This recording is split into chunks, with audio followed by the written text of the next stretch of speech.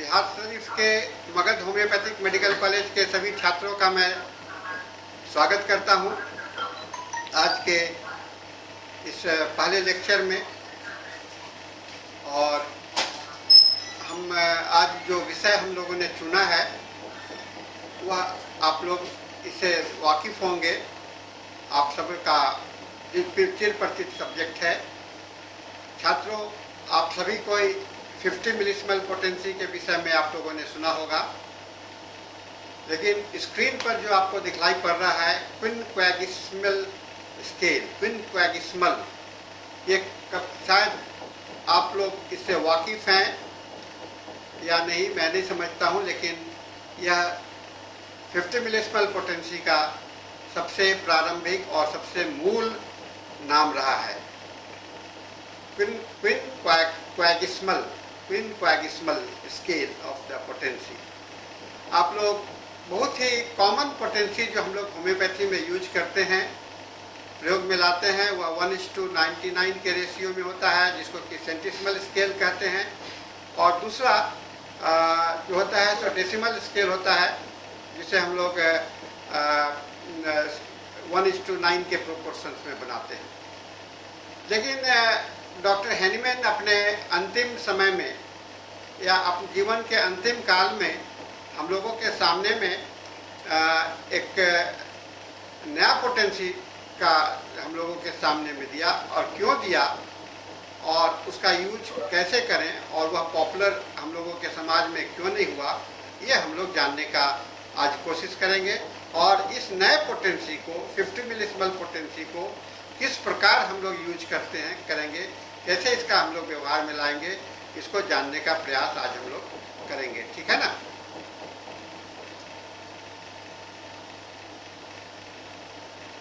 छात्रों,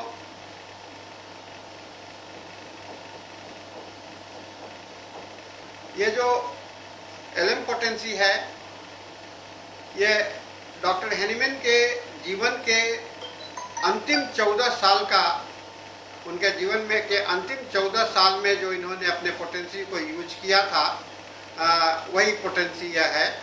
और इसका व्यवहार जो है सो हैनीमैन साहब का एक लगातार यह प्रयास रहा था कि एक ऐसे पोटेंसी का खोज हो जहाँ की इलाज करने में, रोग को ठीक होने में कम से कम समय लगे। और दूसरी बात यह भी है कि दवा देने के पश्चात उसमें कोई भी एग्रेवेशन नहीं हो, है ना। तो कम से कम समय में और ज़्यादा से ज़्यादा लाभ और बिना किसी एग्रेवेशंस के। जैसा होम्योपैथी में प्रचलन है कि एग्रेवेशंस हुआ करता है, तो हम लोग कहते हैं होम्योपैथिक एग्रेवेशंस है, और हम लोग उसको ये एग्रेवेशंस है ये जान करके हम लोग, कुछ लोग होम्योपैथी में इलाज नहीं कराना चाहते। तो हम लोग आज ये जानने का कोशिश करेंगे कि ये क्यों नहीं पॉपुलर हुआ और कैसे इसका हम लोग एग्रेवेशंस को दूर करने के लिए डॉक्टर हैनीमैन ने क्या व्यवस्था 50 मिलीसिमल में किया है, जिससे कि हम लोग इसमें इसका यूज जो है सो और भी आसानी से हो सकेगा।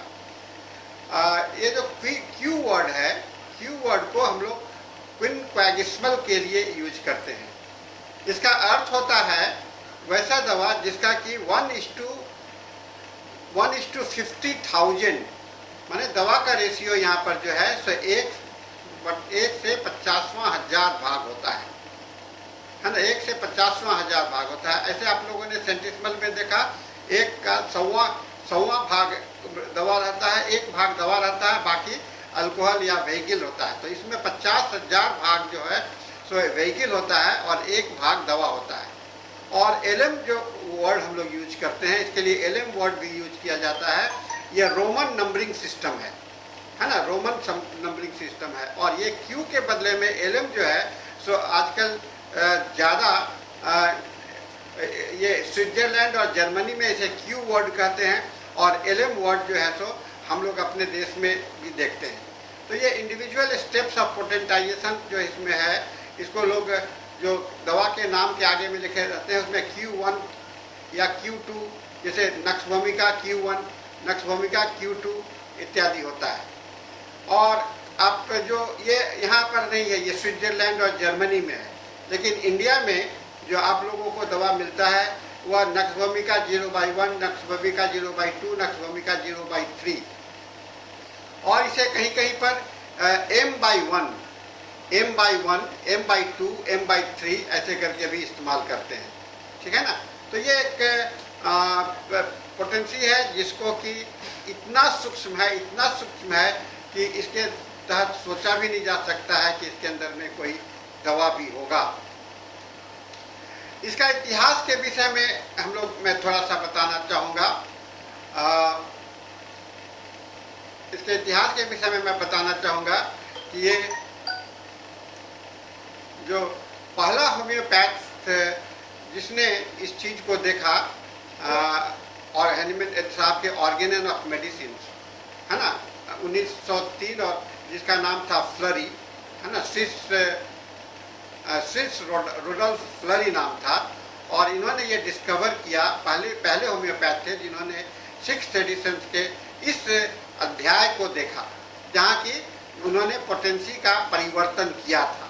और 1942 के आसपास में है ना, ये 1942 के आसपास में EQ पोटेंसी का मैन्युफैक्चरिंग जो है सो अपने स्थान में करने लगे थे।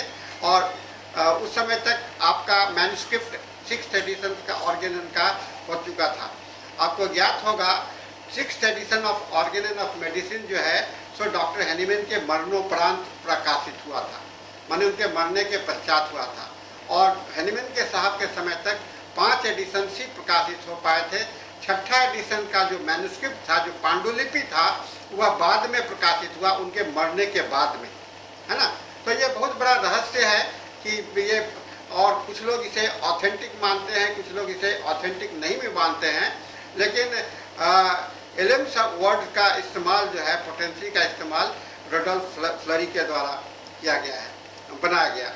और फ्लरी कम्युनिकेटेड अपने इस डिस्कवरी को उन्होंने अपने साथी चार्ल्स फाउड को भी बताया, है ना, चार्ल्स फाउड को। और चार्ल्स फाउड ने फ्रेंच स्पीकिंग कंट्रीज में इसे लागू किया।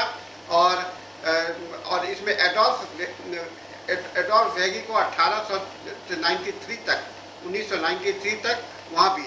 तो ये बहुत ही लेट डिस्कवरी है ना। ये जो है होम्योपैथी में हैनीमैन साहब के मरने के बाद, उनके मरने के पश्चात 1942 में आप देख रहे हैं कि इसका मैन्युफैक्चरिंग हुआ।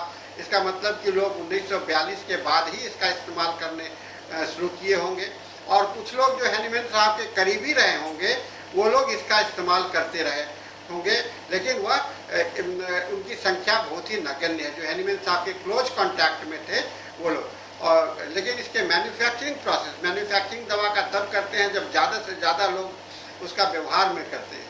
तो इसके ज़्यादा से ज़्यादा लोग, जब ये रोडोल्फ फ्लरी ने जब इसका जानकारी मिला तो उन्होंने इस तरह से प्रकाशित किया। और इन्होंने इस तरह से फिर उन्होंने आगे लोगों को बताया, चार्ल्स फाउड को बताया, फिर इसने एडोल्फ वॉगी को बताया। और इस तरह से क्यू पोटेंसी जो है सो धीरे धीरे पूरे विश्व में फैलता चला गया। हम लोगों के इंडिया में आप देखिएगा ये बहुत ही लेट आया है। और हरिमोहन राय चौधरी जो कलकत्ता के रहने वाले हैं, उन्होंने भी इसका अध्ययन किया था और उन्होंने इसका मैन्युफैक्चरिंग किया। फिर डॉक्टर RP पटेल जो नहीं है इस दुनिया में, उन्होंने भी 50 मिलीस्मोल का, तो इंडिया में इंट्रोड्यूस करने का श्रेय जो है सो हम लोग ज़्यादातर डॉक्टर RP पटेल को देते हैं और हरिमोहन राय चौधरी को देते हैं। और इसके विषय में और भी बहुत अच्छी बात यह है कि पियरे स्मिथ का नाम आप लोग सभी कोई जानते होंगे। और पियरे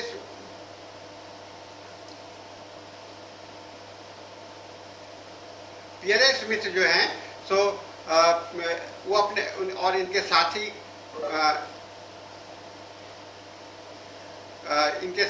फॉलोअर जो हैं जॉर्ज कुंजले, है ना। कुंजले की रिपोर्टरी भी आपको मिलेगी जो 1992 के आसपास में ये पब्लिश हुआ था। पियरे स्मिथ और कुंजले ने मैंने उधर जो रोडोल्फ फ्लरी ने एक्सपेरिमेंट कर रहे थे, इधर आपको अमेरिकन होम्योपैथ लोग सरी और ये पियरे स्मिथ और कुंजले के द्वारा हुआ था, जो कि ऑर्गेनन के 6 एडिशंस का अध्ययन कर रहे थे। तो अलग अलग जगहों पर इसकी खोज हुई है और दोनों जगह के खोज जो हैं सो इसे 50 मिलिस्मल के नाम से हम लोगों के सामने में लाया। ये लोग जो इसे बनाने लगे, इसको हम लोग एंटीसोरिक रेमेडीज का क्यू पोटेंसी जो है सो दुनिया के सामने में 1949 के पश्चात करीब करीब पूरे मार्केट में आ चुका था। 1950 के पश्चात पूरे मार्केट में यह आ चुका था, ठीक है ना। नेक्स्ट जो है एक और हिस्ट्री की बात मैं बताना चाहूँगा। डॉक्टर बॉनी गुसेंस का नाम आप लोगों ने सुना है। डॉक्टर बॉनी गुसेंस उस समय में जर्मनी में रहा करते थे और डॉक्टर बॉनी गुसेंस को भी जानकारी थी, क्योंकि ये संपर्क में थे, तो इन्होंने यह इस बात का खुशी जाहिर किया कि ये और उन्होंने भी अपने व्यवहार में लाया था 1857 में ही, प्रकाशित होने के पहले, क्योंकि ये आपसी बातचीत के कारण इनको जानकारी हुआ। लेकिन उनके प्रिपरेटरी मेथड का पूरी तरह से ज्ञान नहीं था, तो उन्होंने कहा कि 6ठे एडिशंस के प्रकाशित हो जाने के बाद में लोगों को इसकी पूरी जानकारी होगी और इसका सम्मान लोगों को मिलेगा। ये डॉक्टर बॉनी गुसेंस ने अपने फॉल्म 380 में जर्मन एडिशंस में इस बात की चर्चा की है। तो आप देख रहे हैं ये हैनीमैन साहब के कॉन्टेम्प्रेरी लोग आपस में ये चर्चा करते रहे हैं और इसका समर्थन आपको मिलता रहा है। इस क्यू पोटेंसी, मैं इसे ज़्यादा क्यू पोटेंसी कहना चाहूँगा कि क्योंकि क्यू का अर्थ होता जो है तो बड़ा इम्पोर्टेंट अर्थ होता है और वह है क्यू मतलब कि हारमोनी, एक लय में, है ना, लय में। तो हैनीमैन साहब अपने पोटेंसी को एक हारमोनियस पोटेंसी या एक संतुलित पोटेंसी के रूप में देखना चाहते थे। वह चाहते थे कि एक ऐसी दवा हो इतना जिसका कि दवा देने के पश्चात रोगी पर बिना कोई एग्रेवेशंस के वह लाभ होना शुरू हो जाए। अच्छा, आप देखेंगे लॉ ऑफ क्योर में लिखा हुआ है कि पहले एग्रेवेशन होता है तब एम्बुलेंस होता है, और एग्रेवेशन होने के कारण क्या है वह भी डॉक्टर ऑर्गेनन में लिखा हुआ है। तो डॉक्टर हैनीमैन अपने ऑर्गेनन में 5वें एडिशन में तैयार होने के पश्चात इस खोज में लग गए कि इस को कैसे कम किया जाए, है ना, इसको कैसे कम किया जाए, इसके प्रयास में ये लग गए, ठीक है ना। तो इसलिए ये थोड़ा सा इसमें समय लगा और प्रकाशित होने के पश्चात इसकी लोगों को जानकारी आई, ठीक है ना। कंप्लायंस सबसे बड़ा है कि इसके पीछे क्यू पोटेंसी के पीछे या एलएम पोटेंसी के पीछे में क्या विचारधारा था, इसको हम लोग अब देखते हैं। Compliance of nature's law of cure. Nature कहता है, प्रकृति कहता है कि क्योर करने के लिए एक बिना किसी बाधा के हो, और इस को जस्टिफाई करने के लिए फॉर्म नंबर आपको ऑर्गेनन का याद होगा 26, आप सभी परिचित होंगे 26 फॉर्म से। कहते हैं weaker dynamic affection is permanently extinguished by the living organism by A stronger dynamic force, यानी कि समान लक्षण वाले बीमारी को, समान लक्षण उससे थोड़ा सा मजबूत, जो अगर आप समान लक्षण वाले बीमारी को देंगे तो रोग आपका दूर हो जाएगा। ये प्रयास, ये व्यवस्था, और यह कहते हैं कि यही प्रकृति का नियम है, यही प्रकृति का नियम है कि थोड़ा सा प्रयास से जो है सो ये थोड़े से प्रयास से आपका परिवर्तन चेंजेज आ जाए। मैं थोड़ा सा ग्राफिकल प्रेजेंटेशंस बनाया हूँ कि क्योर कैसे होता है ना, क्योर कैसे होता है, जो कि फॉर्म नंबर 28 में लिखा हुआ है। और वह है, आपको देखिए, पहले आप रोगी को बीमार हुआ तो उसको नेचुरल डिजीज हुआ, है ना। नेचुरल डिजीज को रिप्लेस करते हैं किससे? मेडिसिनल आर्टिफिशियल डिजीज से। दवा क्या करता है शरीर के अंदर में? दवा शरीर के अंदर में जाकर के एक आर्टिफिशियल बीमारी पैदा करता है, कृत्रिम बीमारी। तो आप पूछेंगे कि नेचुरल बीमारी और आर्टिफिशियल बीमारी में क्या अंतर है। नेचुरल बीमारी का जो है सो time, duration of time unlimited होता है, इसकी जानकारी नहीं होती है। लेकिन जो आर्टिफिशियल बनाया जाता है उसका जो काम करने का समय बहुत ही सीमित होता है। तो हम एक आर्टिफिशियल बीमारी से नेचुरल बीमारी को हटाने का प्रयास करते हैं, जो कि आर्टिफिशियल बीमारी जब हट जाता है तो यह जो मेडिसिनल बीमारी जो है, आर्टिफिशियल बीमारी जो रहता है वह जो है आपको स्वतः अपने आप खत्म हो जाता है और वहाँ पर केवल क्योर हो जाता है। यही व्यवस्था एफआज नंबर 28 में लिखा, कैसे आपका होम्योपैथी दवा काम करता है, कैसे लॉ ऑफ सिमिलिया काम करता है, ये व्यवस्था की जानकारी यहाँ पर दी गई है। Natural disease replaces the medicinal, is replaced by the medicinal artificial disease. माने प्राकृतिक रोग मेडिसिनल आर्टिफिशियल डिजीज के द्वारा हटाए जाते हैं, उसका स्थानांतरित किया जाता है। अब ये प्रोसेस फ्लो चार्ट मैंने पूरा दिया हूँ इसका, है ना। फ्लो चार्ट ये है कि पहले नेचुरल डिजीज हुआ, उस पर आपने दवा लगा दिया, तो दवा देने के पश्चात रोगी के शरीर में डिजीज प्लस मेडिसिन दोनों आ गया, है ना। तुरंत तो निकल नहीं जाएगा ना, वहाँ पर डिजीज भी रहा और मेडिसिन भी रहा, और इसी को हम लोग कहते हैं होम्योपैथिक एग्रेवेशन, ये होम्योपैथी। तो डॉक्टर हैनीमैन का कहना था, सोचना था कि ये मेडिसिन का एग्रेवेशन के कारण जो हमें पेशेंट को कष्ट हो रहा है, इसे कैसे कम किया जाए, मिनिमाइज किया जाए। तो फिर डिजीज जो है तो फिर मेडिसिन को रिप्लेस कर देता है, सॉरी डिजीज जो है तो मेडिसिन के द्वारा रिप्लेस हो जाता है। उसके बाद में खाली आप मेडिसिनल इफेक्ट देखते हैं और उसके बाद में क्योर हो जाता है। तो नेचुरल डिजीज को मेडिसिनल इफेक्ट के द्वारा क्योर होने का ये प्रोसेस है, एक कैसे ये बढ़ता, कैसे ये जाता है और कैसे आप दवा देते हैं तो कैसे यह परिवर्तन होता है। यानी कि रोग, पहले एक प्राकृतिक रोग हुआ, उस पर आपने दवा दिया और दवा देने के पश्चात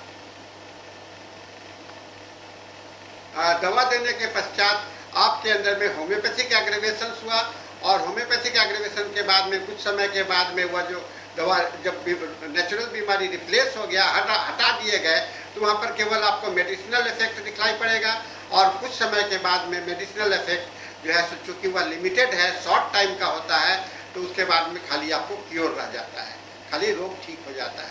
तो यही प्रक्रिया है। मैं इस बार प्रक्रिया को बताने के लिए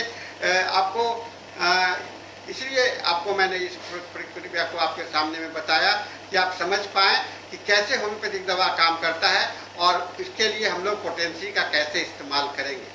पोटेंसी इसलिए दी जाती है, दवा की पोटेंसी इसलिए दी जाती है कि उसे बीमारी से थोड़ा सा मजबूत होना चाहिए, बीमारी से थोड़ा सा उसे उसकी शक्ति ज़्यादा होनी चाहिए, जिससे कि धक्का देने में, उसको बाहर निकालने में उसे मदद मिल सके।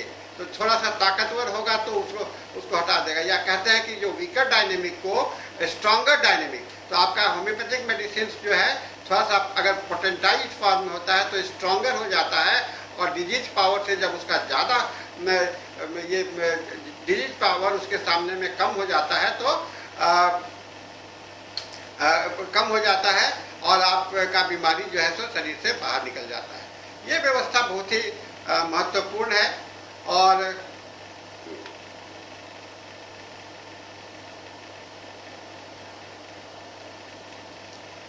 मेडिसिन का रोल क्या है, is to substitute the disease, माने उसको रिप्लेस करना। मेडिसिन का रोल यही है। मेडिसिन आपके शरीर में जब जाता है तो वह केवल सब्सटीट्यूट का काम करता है, उसे हटाने का काम करता है, ठीक है ना, उसे हटाने का काम करता है, उसे पूरी तरह से रिप्लेस करता है। यही मेडिसिन का मेन रोल है।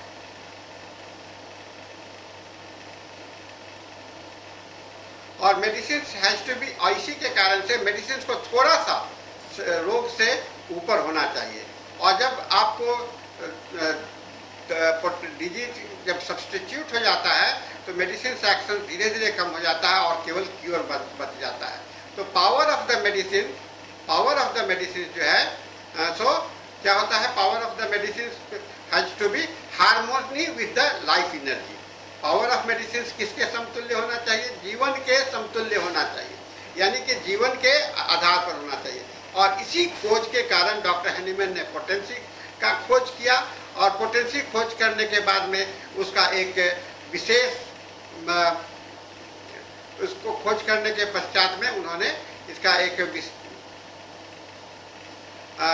खोज करने के बाद में उसने एक हार्मोनी क्रिएट करने का कोशिश किया, और इसी प्रयास में उन्होंने डेसिमल से सेंटिसिमल, सेंटिसिमल से 50 मिलीसिमल स्केल पर आए। Concept of potency by reducing the material substance was based on the law of similia to make the power of the medicine similar to the life vital principle. Life के vital principal के similar हो जाए, यही हम लोगों का main आधार है potency का। यानी कि वाइटल प्रिंसिपल को आप देख रहे हैं, डायनेमिक प्रिंसिपल है, तो डायनेमिक प्रिंसिपल के जैसा, इसलिए आप जानते हैं कि होम्योपैथिक दवा में एक भी मॉलिक्यूल नहीं होता है, एक भी दवा नहीं होता, एक भी दवा का अणु नहीं, परमाणु अनुपरमाणु नहीं होता है, और केवल वहाँ पर उसका ऊर्जा होता है, क्योंकि वाइटल प्रिंसिपल भी एक ऊर्जा स्वरूप है। तो ऊर्जा स्वरूप को ऊर्जा से ही ठीक किया जा सकता है, यही लॉ ऑफ सिमिलिया भी कहता है।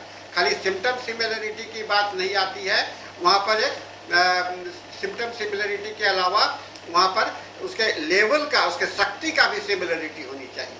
रोग का आवाज क्लियर नहीं, कौन कर रहा है? मैसेज भी आया है, हम भी बाहर बैठ के सुन रहे हैं। Different potency came up to minimize the homeopathic aggravation, और एग्रीवेशन को कम करने के लिए बहुत सारे पोटेंसी, बहुत तरह के पोटेंसी आने लगे, और क्यू पोटेंसी जो आया, ये सबसे similimum potency for the human vital plane कहा जाता है। ठीक है ना? Development of Q potency, the introductions of Q potency is characterized by two fundamental changes with regard to the preparation and dosage. यह था एडमिनिस्ट्रेशन और रिपीटेशन, दो बात और है, हम लोग को कितना कितना देरी पर रिपीट करना चाहिए।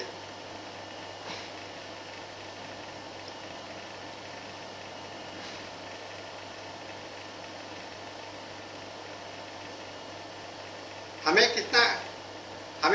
कितना देरी पर रिपीट करना चाहिए।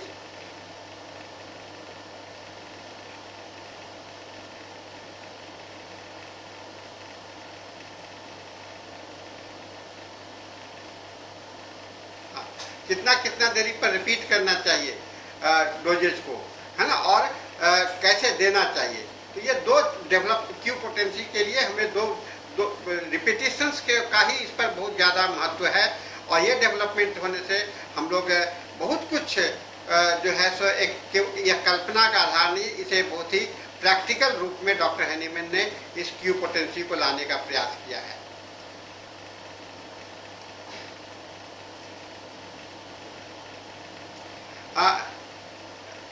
No scale was use to reduce. अब सबसे पहले आप डॉक्टर हैनीमैन के का अध्ययन कीजिएगा तो आप पाइएगा कि उस समय में कोई भी, प्रारंभिक समय में तो उन्होंने कोई स्केल नहीं बनाया। वो एक ग्लास में पानी ले लेते थे, पानी में दवा को घोल करके फिर उसको डाइल्यूट करके और धीरे धीरे उसको करते थे। फिर बाद में चल करके उन्होंने सेंटिसिमल स्केल को बनाया, है ना, और सेंटिसिमल स्केल को बनाने के लिए उन्होंने C30 बनाया। C30 मतलब कि आपको 30 पोटेंसी तक ले उन्होंने बनाया, और उसे स्ट्रोक दे करके किसी हार्ड सब्सटेंस से 2 बार स्ट्रोक दे करके करते थे, और कुछ सब्सटेंस को C3 तक माने 3 पोटेंसी तक शुगर ऑफ मिल्क में बनाते थे, और उसके बाद में फिर उसे ग्लोबल में ये करके यूज करते थे। तो ये प्रारंभिक अवस्था था, और उस समय में डोज को रिपीटेशंस की बात उस समय में कोई ऐसा नई व्यवस्था आया था। तो इस चीज़ को ठीक करने के लिए डॉक्टर हैनीमैन जो है सो आगे चल करके ये लगातार प्रयास होता रहा। हैनीमैन अपने ज़िंदगी में, जीवन काल में पोटेंसी को चेंज करने के लिए हमेशा लगातार प्रयास करते रहे थे। ठीक है ना? ड्यूरिंग द और फिर आप देखिए 1838 में हैनीमैन डिमांडेड दैट कि ये टाइट्रेशंस को कैसे करना है, ये सारा प्रोसेस मैं अभी आपको जो बताया कि C60 फिर उसके बाद में C200 में 300 और उससे भी हाइयर तक आए और सक्सेशन देने का शुरू में प्रावधान था। पहले 2 था, 2 के बाद में 5 हुआ, 5 के बाद में 10 हुआ और उसके बाद में कहीं कहीं पर 50 तक है। लेकिन अभी जो हम लोग इस्तेमाल करते हैं उसमें 10 स्ट्रोक्स की बात करते हैं, 10 स्ट्रोक्स की बात हम लोग यहाँ पर करते हैं। तो ये एक परंपरा रहा है क्रॉनिक डिजीज के केस में, जहाँ की फ्रिक्वेंटली रिपीटेशंस की ज़रूरत होती है और इसे कैसे इस्तेमाल करना है इसके की जानकारी में लेनी होती है, तो इसको ऐसा किया गया है। आपको ज्ञात होगा डॉक्टर हैनीमैन जो है सो अपने समय में केवल जीभ पर दवा दिया करते थे, लेकिन बाद में जब उन्होंने देखा कि इतना सूक्ष्म है तो उसको सूंघ करके ऑल्फैक्शंस के माध्यम से भी दवा देने का ये प्रयास किया, यानी कि दवा खिला करके नहीं, दवा को सूंघा करके इस्तेमाल करने लगे। तो ये जो क्यू पोटेंसी का जो है सो धीरे धीरे टाइट्रेशंस और 2 इम्पॉर्टेंट डाइल्यूशन और टाइट्रेशन है ना, डाइल्यूट करना और टाइट्रेट करना। आप लोग फार्मेसी में इस चीज़ को पढ़ चुके हैं और इसे क्यू पोटेंसी की ओर में आने का ये श्रेय बना। और आगे चल करके ये सारे बनाने का तरीका इसको दिया गया है। मैं इस पर विशेष अभी नहीं बताऊंगा, फार्मेसी में आप लोग इसको पढ़ चुके हैं कि कैसे एक ग्रेन को और उसमें 500 मिली अल्कोहल मिक्स किया जाता है, फिर ऐसे बनाने का ये पूरा तरीका दिया हुआ है। इसे आप फार्मेसी में आप लोग अच्छी तरह से पढ़ चुके हैं। हैनीमैन ने अपना अंतिम समय में अपने अंतिम रिमार्क्स ऑर्गेनन ऑफ मेडिसिन के 6ठे एडिशन में लिखा है, What I said in the 5th edition of Organon in long note to this paragraph, in order to prevent this undesirable reaction of the vital principle energy, was all experienced, then I had justified. But during the last 4 or 5 years, however, all these difficulties are wholly solved by me by new altered but perfected method. The same careful selected medicines may now be given daily or for a month. अब कहते हैं कि पहले आप कहते थे कि 1 बूंद दे दो और फिर वेट करते रहो, अब कहा कि नहीं, इसको डाइल्यूट इतना हो गया है कि आपको नुकसान नहीं करेगा, आप रोज 1-1 चम्मच दवा खिला सकते हो या महीनों खिला सकते हो, जैसा जरूरत पड़ता है क्रॉनिक डिजीज और एक्यूट डिजीज में। ये डॉक्टर हैनीमैन ने अपने 246 के 6th एडिशन के 246 के नोट में अपना फाइनल रिमार्क दिया है। ये पोटेंसी जो है तो सबसे परफेक्ट पोटेंसी है होम्योपैथिक मेडिसिन का, और इनके ही शब्दों में क्यू पोटेंसी जो है सो 1837 से लेकर के 1838 में यूज किया गया।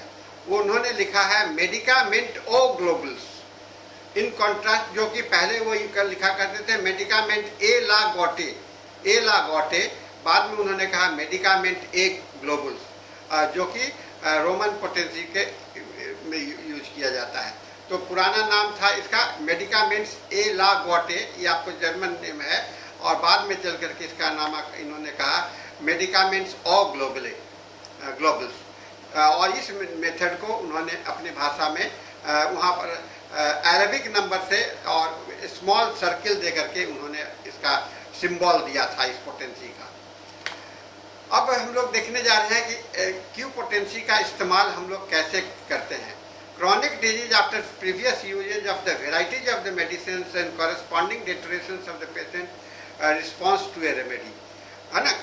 इन the case of concurrent usage of medicines which cannot be immediately discontinued, anti-hypertensive steroids, controlled dosage steroids।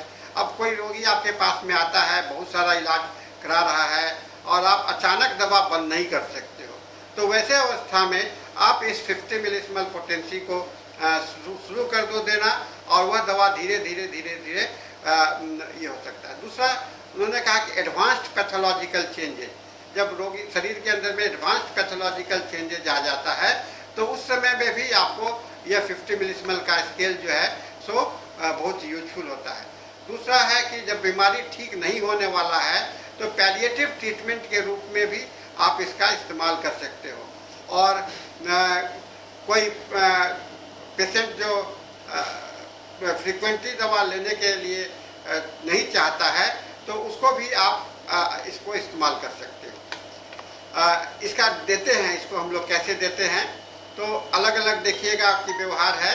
10 millilitre के बॉटल को में बनाया जाता है और 1 से 2 ड्रॉप्स जो है सो प्लास्टिक के कप में डाल करके 2 से 2/3 पानी डाल करके और उसको 10 बार चम्मच से मिला, प्लास्टिक स्पून से स्टीयर करने के बाद में उसमें से 1 चम्मच देते हैं। यानी कि दवा का 10 मिलीलीटर के बॉटल को में प्रिस्क्राइब करना है और लेने डोज बनाने के पहले बॉटल को थोड़ा सा हिला दीजिए और उसमें से 1 या 2 बूंद लेकर के फिर उसे पानी में 3 डेसिमल स्केल में पानी को डालिए और 10 बार उसमें फिर स्टीयर कीजिए और 1 चम्मच जो है सो दे सकते हैं और फिर बाकी को फेंक दे सकते हैं। फिर इसी तरह से बना सकते हैं। ये एक तरीका उन्होंने ईजाद किया था। When taking new medicines, use a new cup and new spoon। कहा कि नया दवा लेना है तो उसी कप का इस्तेमाल नहीं करिए क्योंकि उस कप में पुराने दवा का अंश रहता है। इसका डोजेज क्या है? पेशेंट विथ एक्यूट मेडिकेशन और in case of very acute और पेनफुल डिजीजेज डेली डोज, है ना। एक्यूट कंडीशंस में और पेनफुल कंडीशंस में रोज देना है ना। Patient without any other medication which however has been discontinued shortly before the treatment और इन केस ऑफ तो अगर मान लीजिए कोई रोगी अब दवा नहीं ले रहा है कोई या कुछ दिन पहले छोड़ दिया है तो उसको हर एक 2 दिन पर दे सकते हैं, ऐसा माना गया है। Patient with medication which was finish sometimes, बहुत पहले ही छोड़ दिया था, मैंने ये पहला पेशेंट है जो कि आप बहुत एक्यूट है तो वहाँ पर आप डेली दे सकते हो और तुरंत दे सकते हो। और जब एक ऐसा पेशेंट है जो कि दूसरा इलाज छोड़ करके आपको आ रहा है, दवा लेना बंद कर दिया है तो वहाँ पर 2 दिन पर कर सकते हैं। और बहुत दिन से दवा नहीं ले रहा है तो वहाँ पर 3 दिन का उन्होंने प्रावधान किया, 3 दिन का प्रावधान है। और पॉजिटिव रिस्पांस आने पर, मान लीजिए कि दवा से आपको लाभ होना शुरू हो गया है तो धीरे धीरे समय को बढ़ाते जाइए, 4 से 7 दिन तक कर दीजिए सेम पोटेंसी में और 2 से 3 महीने तक उसे कंटिन्यू कर सकते हैं, ले जा सकते हैं। ऐसा व्यवस्था की गई है। ड्यूरेशन और in general the same degree of potency should be taken for 4 weeks, है ना। इसे 4 सप्ताह तक लेना चाहिए और पेशेंट के आने के बाद में उसका आप जब एनालिसिस करते हैं तो देखना चाहिए कि इसको हम लोग को बढ़ा देना है डोज को या घटा देना है, ठीक है ना। इमीडिएटली अगर पेशेंट में बहुत ही जल्दी गिरावट हो रहा है, नुकसान हो रहा है और सफिशिएंट नहीं है तो हमें has not sufficiently progressed commonly in the cases with chronic disease during the first month of the treatment. No immediate deterioration, stagnation.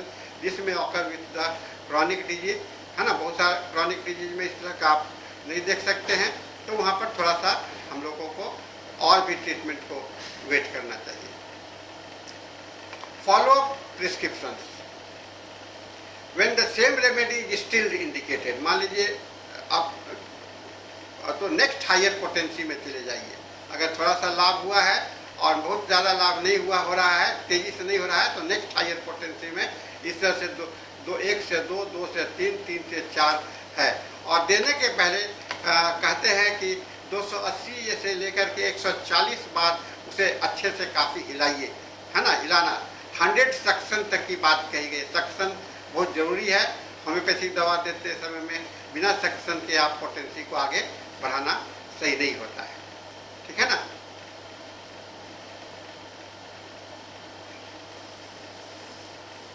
और बहुत सेंसिटिव पेशेंट है, अगर सेंसिटिव पेशेंट हैं तो वहाँ हम लोग क्या करेंगे, सेंसिटिव पेशेंट्स के लिए कहा कि उसको और भी दवा को डाइल्यूट कर दीजिए। 1 चम्मच को 2 या 3 कप में डाइल्यूट कर लीजिए और उसे 1-1 चम्मच देने के लिए करिए। तो जितना, कहने का मतलब है कि पेशेंट जितना सेंसिटिव होगा उतना ही डाइल्यूटेड मेडिसिन को करते जाना है और उसे डेली भी कर सकते हैं। डिपेंड करता है कि पेशेंट का इंटेंसिटी और कष्ट कैसा है। होम्योपैथी में आपने पढ़ा होगा प्राइमरी एक्शंस और सेकेंडरी एक्शंस। तो प्राइमरी एक्शन होम्योपैथिक एग्रेवेशन जो होते हैं प्राइमरी एग्रेवेशंस को ये क्यू पोटेंसी में नहीं के बराबर देखा गया है। क्यों? क्योंकि वहाँ पर सिमिलर होता है, इसलिए primary action is usually avoided when Q potency are given for the treatment of chronic disease such and aggravations. ये जो है सो बाद में सेकेंडरी एक्शंस में थोड़ा बहुत जैसा दिखलाई पड़ेगा, लेकिन प्राइमरी एक्शंस में देखा नहीं जाता है। लेकिन हम लोगों ने जब प्रैक्टिकल अपने लाइफ में देख रहे हैं तो वहाँ पर प्राइमरी, चूँकि एकदम सिमिलिमम हो जाना, एकदम ये अनुमान की बात होती है, एस्टिमेट की बात होती है, तो होम्योपैथी 50 मिलीसिमल पोटेंसी में भी एग्रेवेशन हम लोग देखते हैं। होम्योपैथिक का जो बाद में एग्रेवेशन होता है, अगर दवा अच्छा महसूस कर रहा है और बाद में थोड़ा सा फिर से रीअपियर कर रहा है ना, जिसको हम लोग सेकेंडरी लेट होम्योपैथिक एग्रेवेशन कहते हैं, यानी कि दवा तब आप डोज को और रिड्यूस कर दीजिए या repeat the dose after longer interval, तो काफ़ी समय के बाद में। क्यों? क्योंकि ये ओवर डोजिंग हो रहा है दवा का, इसको घटाने के लिए आपको इस तरह से व्यवस्था करनी होगी। यही आपका व्यवस्था है इस 50 मिलीसिमल पोटेंसी का, और मैं समझता हूँ कि मैं थोड़ा बहुत जो जानकारी देने का आज प्रयास किया हूँ, यह आप लोग को कुछ समझ में आएगा। अगर इसमें चाहते हैं कि कुछ और सवाल करना चाहते हैं तो मैं आप लोग पूछ सकते हैं।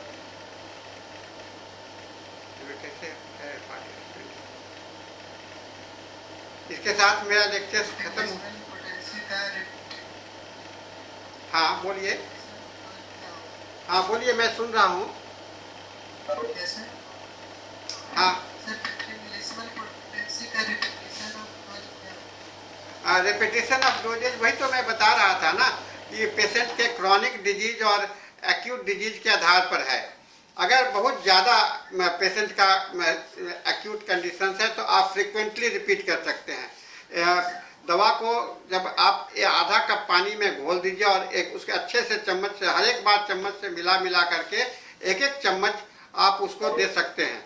अगर उसका लाभ होता जाएगा तो वह समय बढ़ाते जाइए। अगर शुरू में मान लीजिए हर एक घंटे दे रहे हैं तो फिर बाद में 2 घंटे पर दीजिए, फिर बाद में 10 घंटे पर दीजिए। वो जैसा लाभ हो रहा है उस हिसाब से आप उसका रिपीटेशन कर सकते हैं। ये डॉक्टर हैनीमैन ने कहा कि सेंटिसिमल स्केल में देने के पश्चात में रिपीटेशंस का कोई ख्याल नहीं होता था, लेकिन यहाँ पर चूंकि ये वाइटल प्रिंसिपल के सिमिलिमम है तो इसको आप बार बार रिपीट करेंगे तो इससे कोई नुकसान नहीं पड़ेगा, क्योंकि वह वाइटल प्रिंसिपल के समतुल्य हो जाता है और बार बार देना अपने आप में लाभकारी होता है। और कोई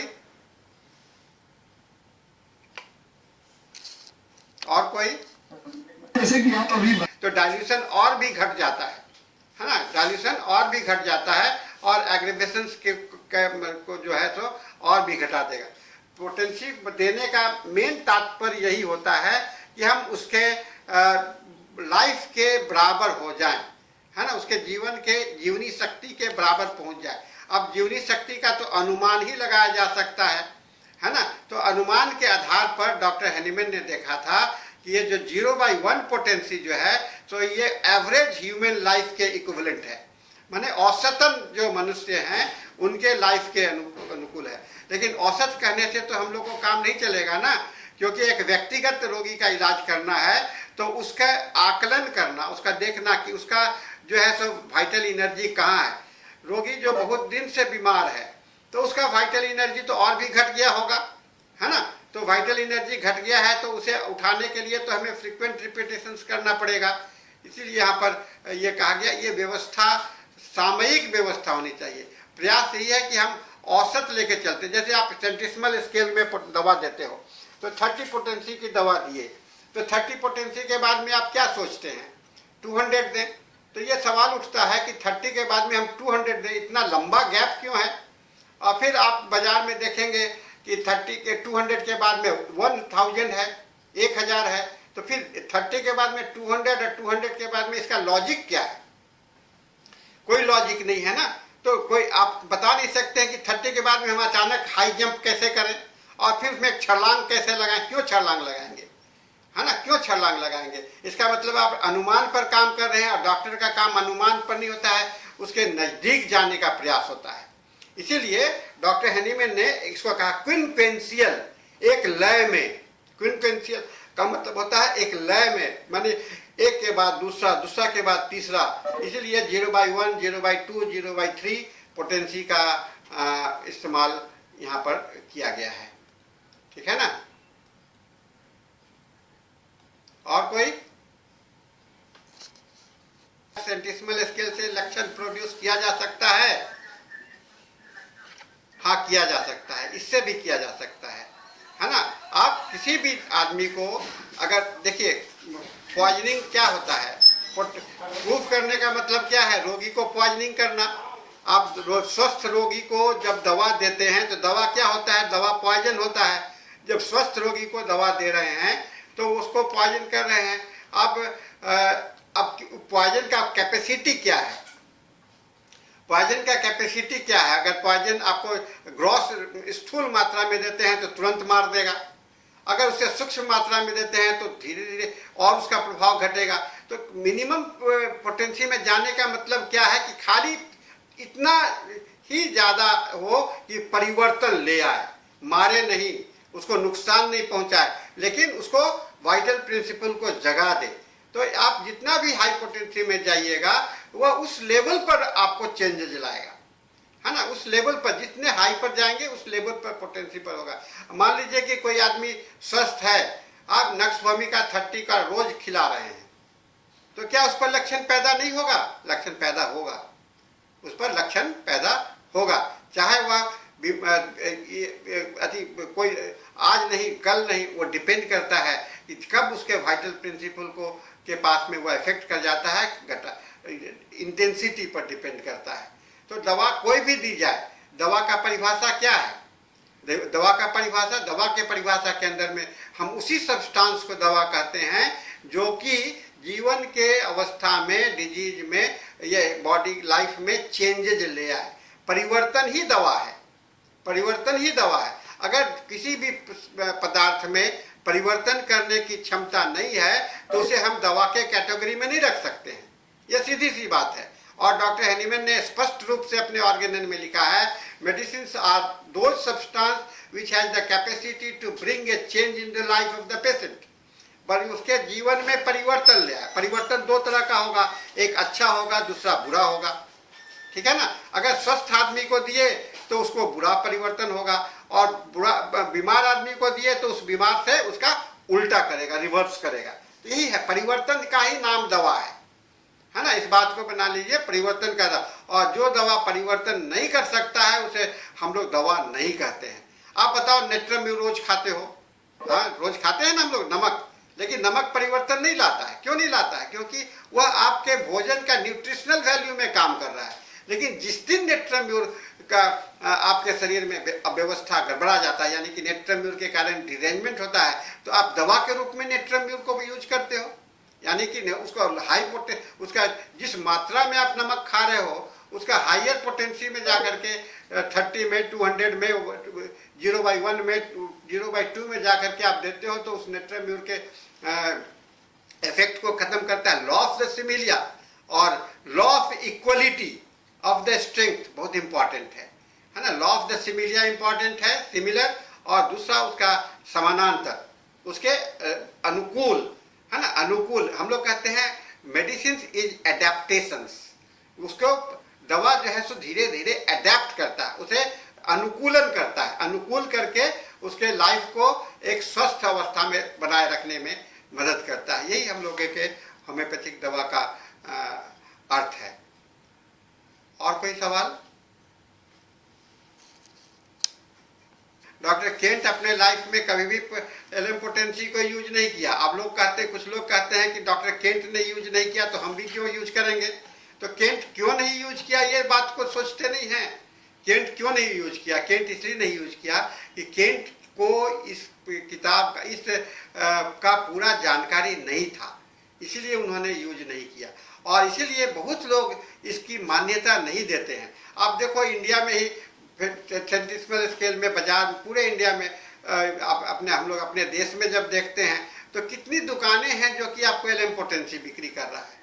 पटना में मैं देखता हूं कि पटना में 2 ही 3 दुकान है जहाँ होम्योपैथिक स्टोर्स है जहाँ की आपको एलएम पोटेंसी मिलता है। कलकत्ता भी चले जाइएगा तो 2 ही 3 है, और इसके मैन्युफैक्चरर भी बहुत कम है। शुरू में आपको हरिमोहन राय चौधरी जी बनाने लगे कलकत्ता में, और आरपी पटेल उधर आपको कोट्यम में बनाने लगे, जो कि अब बड़ौदा में बनाते हैं। और उसके बाद में आपको हैप्को आया, हैप्को पब्लिकेशंस भी बहुत अच्छा इसको बनाना शुरू कर दिया।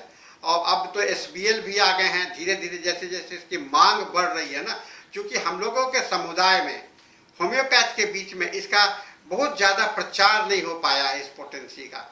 हालांकि ये होम्योपैथी में आ चुका था पहले, लेकिन 6th एडिशन के विषय में जो मान्यता है, उस मान्यता के कारण कुछ लोग इसको फेवर में हैं और कुछ लोग इसके फेवर में नहीं हैं। तो इसके कारण से ये पूरी तरह से स्वीकृत पोटेंसी के रूप में नहीं माना जाता है। आज भी यह एक संशय के नज़र से देखा जाता है। लेकिन जो व्यवहार कर रहे हैं, जैसे मैं अपने लाइफ में आज के समय में मैं 50 मिलीसिमल के अलावा कुछ यूज ही नहीं करता हूँ। मैं पिछले जब से मैं अपना प्रैक्टिस करना शुरू किया उस समय से लेकर के आज तक मेरे पास में केवल 50 मिलीसिमल ही पोटेंसी मैं इस्तेमाल करता हूँ। और मैं चूंकि दवा खाने को नहीं देता हूँ, मैं बाल से इलाज करता हूँ, तो मैं इसमें देखा कि सबसे उत्तम तरीका जो है, उत्तम पोटेंसी जो है सो आपको 50 मिलीसिमल पोटेंसी है। इसी तरह से बहुत सारे स्टैलवर्ड से मेरी बातें होती रहती हैं, उन्होंने भी अनुभव किया है कि 50 मिलीसिमल अल्टीमेट पोटेंसी है।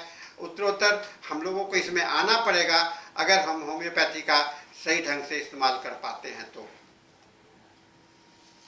और सर, दवा होम्योपैथी दवा में खाने के लिए, डाइट एंड रेजिम के लिए, दवा को नुकसान करने के लिए कि रोगी को नुकसान करने के लिए? दवा आपका इतना सूक्ष्म है कि जो आप खाना खाते हो वह नुकसान नहीं कर सकता है ना।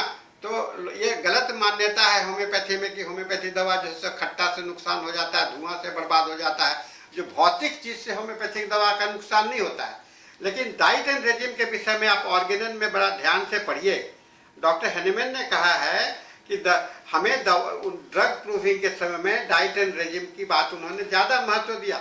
जब दवा के जानकारी को, एक्शन को देखना है कि दवा कैसे काम कर रहा है, तो उसमें कोई भी ऐसा उत्तेजक पदार्थ मत दो जिससे कि हम दवा के एक्शन को नहीं पहचान पाए। दवा को, एक्शन को में, और अगर मान लीजिए कोई उत्तेजक पदार्थ ले रहे हैं तो दोनों के एक्शन में तो आपको पता नहीं चलता है कि दवा का एक्शन हो रहा है कि उस उत्तेजक पदार्थ। तो आपको निर्णय लेने में, डिसीजन लेने में आप लोग को दिक्कत होगा। इसीलिए डॉक्टर कहा गया डाइट एंड रेजिम। दूसरी, पहली बात हुई। दूसरी बात ये कि कोई भी रोग जो है, तो हम लोग जब रोगी से पूछते हैं तो उसको कहता है कि हमको ये खाते हैं तो बढ़ जाता है। तो डाइट एंड रेजिम में कोई जनरल फाइंडिंग नहीं होता है। अगर कोई आदमी को खट्टा खाने से रोग बढ़ जाता है तो हम खट्टा मना करेंगे, है ना। अब ये नहीं कहेंगे कि तुम सब एकदम ही मत खाओ खट्टा। जो चीज से बढ़ता है, ये सभी पेशेंट को नहीं बोलेंगे, है ना, जिसको जिस चीज से बढ़ता है, एक बात होता है। दूसरा, अगर जैसे मान लो कि आप कोई एक ऐसी दवा दे रहे हो जो कि उसी पदार्थ से दवा बना है ना, जो दवा दे रहे हैं उसी से वह दवा बना हुआ है, तो वहां पर आपको उसकी तो व्यवस्था करनी पड़ेगी ना। तो उसके लिए ही डाइट एंड रेजिम का महत्व है। और ऐसे जनरल पेशेंट के लिए, उसके स्वास्थ्य में सुधार करने के लिए हमें तो उसे बैलेंस डाइट का तो काउंसलिंग करना पड़ेगा ना। उन्हें बताना पड़ेगा कि कौन सा बैलेंस डाइट हमें देना है। ये बैलेंस डाइट और डाइट एंड रेजिम, रेजिम का मतलब होता है जीवन का व्यवस्था, life style, changes in the life style. ये बहुत इंपॉर्टेंट होता है। आप अगर पेशेंट को किसी चलता फिरता नहीं है, खाली बैठे रहता है, उसको घूमने के लिए एडवाइस करेंगे, वही रेजिम हो गया। हवा में नहीं घूमता है तो हवा में घूमने के लिए हम उसे व्यवस्था करते हैं, तो वह उसके लिए रेजिम हो गया। ये बातें हमें दिमाग में रखना चाहिए। कोई ऐसा दिमाग में जो है बैठा करके नहीं चलना है कि क्यों, लॉजिक होना चाहिए, उसके पीछे में तर्क होना चाहिए कि वह यूज क्यों हम लोग ऐसा करेंगे। ठीक है? Any more? Any question?